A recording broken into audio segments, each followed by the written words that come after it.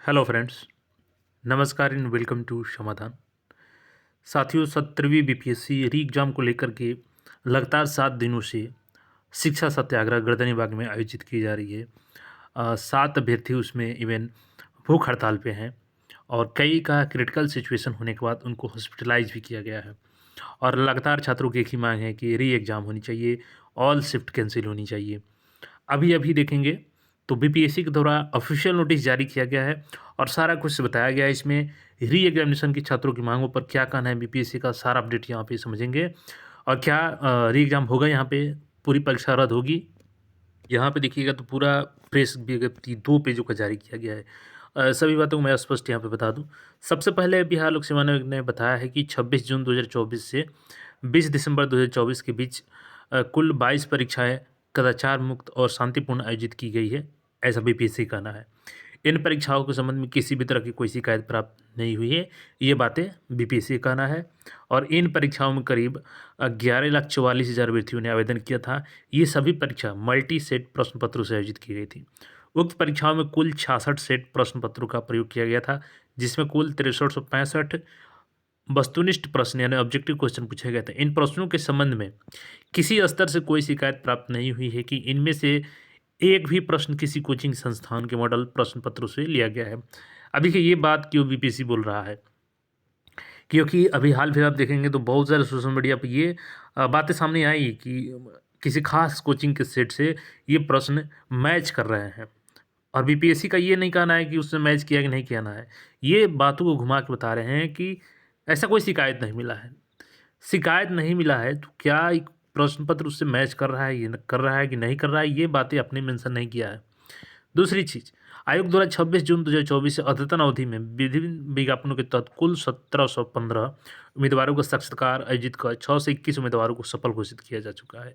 इसके अतिरिक्त 3417 उम्मीदवारों का साक्षात्कार संपन्न हो चुका है, जिनका अंतिम परीक्षा फल घोषित किया जाना है। और इनका कहना है कि एकल परीक्षा के आधार पर 97,386 अभ्यर्थियों का अंतिम परीक्षा फल घोषित किया जा चुका है। अब इनका कहना है कि जो 13 दिसंबर को परीक्षा हुई थी 17वीं, उसमें उसके संबंध में 10 दिनों तक कोई शिकायत प्राप्त नहीं थी कि इनमें से कुछ प्रश्न किसी कोचिंग संस्थान के मॉडल प्रश्न पत्र से ली गई है।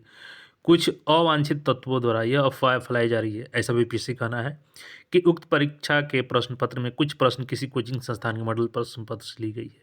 यह पूरी तरह अभ्यर्थियों को दिग्भ्रमित कर भड़काने की सोची समझी साजिश है। लेकिन एक बात यहाँ पे ये है कि अगर मैच कर रही है तो उसकी जाँच भी हो जाना चाहिए, क्योंकि वो दूध का दूध और पानी का पानी अलग-अलग हो जाएगा। अगर ऐसा है, छात्रों का संदेह ही अगर है, मान के चलिए आपके द्वारा कि कहा जा रहा है कि नहीं है ऐसा, तो एक बार जाँच भी हो जानी चाहिए इसकी। माह मार्च 2024 में टीआरई थ्री की परीक्षा का प्रश्न पत्र कथित रूप से लीक होने की सूचना के बाद आयोग ने परीक्षा संचालन में सुधार किए हैं। ये कथित रूप नहीं है वो। जब कथित रूप अगर होगा, तो फिर उसमें कार्रवाई क्यों हुई थी 200 लोगों पर? ये स्पष्ट बोलिए कि लीक हुआ था। कथित रूप अगर बोलेंगे तो फिर 200 लोग यानी वो निर्दोष हैं अगर जो गिरफ्तार हुए हैं, अगर कथित रूप है। अगर कथित रूप नहीं है तो पेपर लीक हुआ था। चलिए, अब आयोग ये कहना है आयोग का, और इसका देखेंगे तो जिसके परिणाम स्वरूप 26 जून से नवंबर 2024 के अंत तक आयोजित की गई परीक्षाओं के बिहार सहित देश के अन्य राज्यों के लाखों अभ्यर्थी भाग लिए हैं। अब इनका कहना है कि कुछ अवांछित तत्वों द्वारा चंद्र उपद्रवी छात्र, फिर से यहाँ पे छात्रों को उपद्रवी बोला गया है, और कुछ कोचिंग संस्थानों के स्वार्थ साधकों के साथ मिलीभगत कर आयोग की परीक्षा व्यवस्था पर बिना किसी तथ्य के विवाद खड़े कर प्रश्न चिन्ह लगाने और एकीकृत 17वीं संयुक्त प्रतियोगिता परीक्षा को पुनः राज्य में कराने की मांग की जा रही है।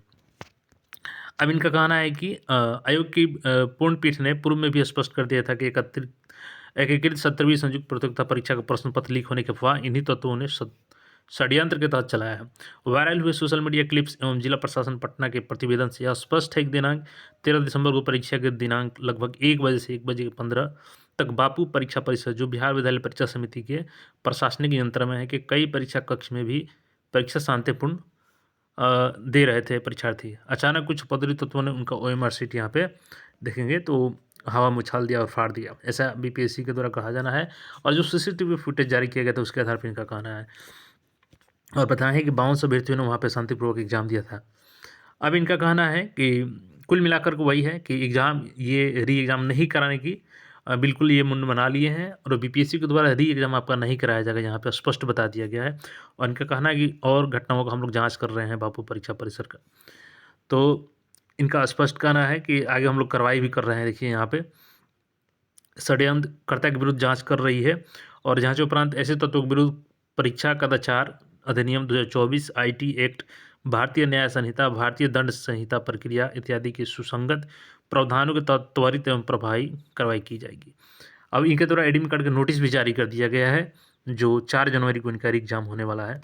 यहाँ पर स्पष्ट बताया गया है कि 27 को अपलोड कर दिया जाएगा इनका एडमिट कार्ड और उसके बाद ये लोग एडमिट कार्ड डाउनलोड कर पाएंगे। और जिनका एडमिट कार्ड में कोई प्रॉब्लम होगी तो उसके लिए डिक्लेरेशन फॉर्म दिया है, जो वेबसाइट से डाउनलोड कर सकते हैं। तो ये जो डिक्लेरेशन फॉर्म है, ये जिनका फ़ोटो सिग्नेचर स्पष्ट नहीं है उनके लिए दिया गया है। और आयोग एक चीज़ बिल्कुल क्लियर अपना स्टैंड लेके चल रही है कि री एग्ज़ाम नहीं लेगी, लेकिन दूसरी तरफ छात्र बिल्कुल लड़ गए हैं कि हम लोग जब तक हम लोग के पक्ष में फैसला नहीं आ जाता है तब तक हम लोग पीछे नहीं हटने वाले हैं। और लगातार उनका अनशन जारी है, भूख हड़ताल जारी है और शिक्षा सत्याग्रह जारी है।